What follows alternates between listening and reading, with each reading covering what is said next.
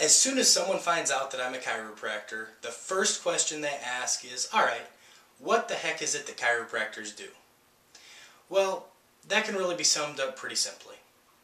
Chiropractors improve your performance and help your body work to its optimum.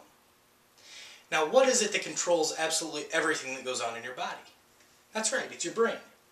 Your brain tells your heart when to beat, your lungs when to breathe and how much air to take in. They even tell the muscles in your legs when to contract or relax so that you can do such simple things as take a step. Every single thing that occurs in your body occurs because the brain first told it to do so. You see, there are constantly signals traveling through that brain as well as down the spinal cord, through nerves to every single organ, tissue, and cell in the body. Now, as you can tell, this is a pretty important system. Since it runs everything, it is extremely important that this runs efficiently. Now, not only do chiropractors think that this brain and spinal cord are pretty important, but apparently Mother Nature did as well.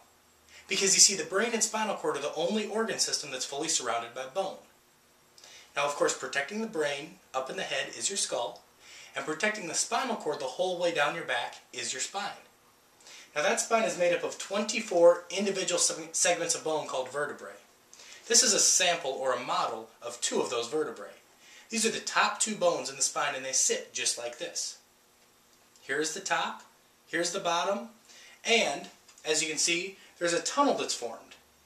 This tunnel is what houses the spinal cord. As we said, that skull protects the brain from injury, and these bones protect that spinal cord from any injury.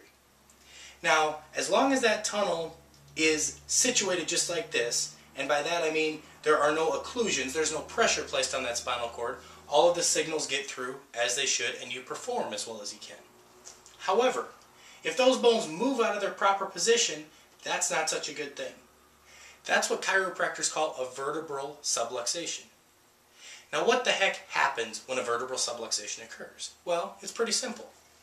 You see, when those bones, or one of those bones, moves out of its proper position, it's going to put some pressure on that spinal cord. When there's some pressure placed on that spinal cord, that's going to disrupt the information, or the messages, going from the brain to the rest of the body, such as that. It may be a small change, however, that small change is enough to disrupt function at the other end. Once that function is altered, it's impossible for you to perform up to your potential.